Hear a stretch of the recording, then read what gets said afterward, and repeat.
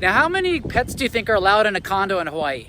There's a reason why I'm standing in front of Villa Marina here in Hawaii Kai, and I'm taking you back to the scene of a classic story I've told over the years of I used to be a firefighter here in Hawaii Kai, and then we got a call one morning. Now, this is gonna be north of 15 years ago, and the call came in here at Villa Marina. It was actually a structure fire. There was smoke billowing out of the building.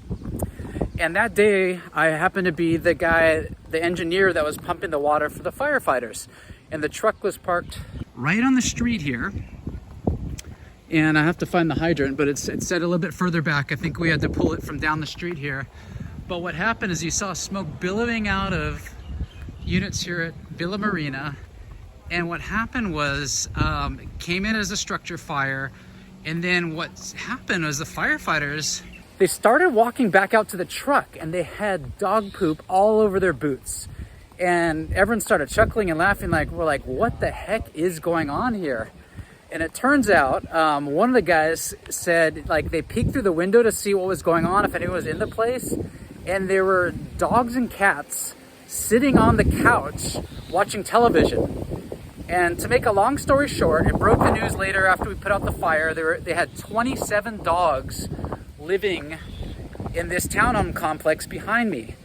And it turns out, it was in the news, this lady, she ran a puppy mill, her name is Lucy Kagan, and it was all over the news. And then we started connecting the dots, and it turns out the puppy that we own, which we love to this day, she passed a few years ago, she was a cute little Maltese. Well, we bought her from Lucy Kagan.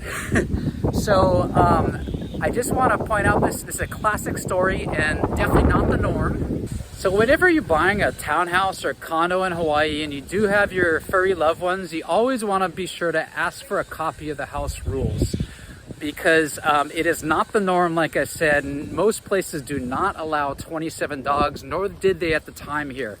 So to stay in compliance with your pet rules in your townhouse, whether it be a place like Villa Marina or a high-rise condo, you really want to know what the pet policy is. And while we're on this topic, I'll tell you another first-hand story.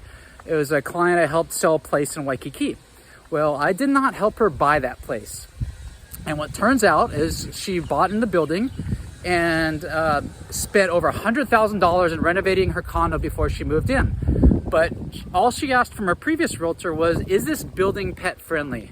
Well, it turns out it was, but lo and behold, when she goes to move into her newly renovated condo, she comes in with her German Shepherd. And it turns out, in the house rules, there's a 25-pound limit for pets in the place. So you always want to read the fine print, talk to your realtor, have them ask what the pet policy is in the apartment complex or condo complex. And it's typically spelled out, like I said, in the house rules.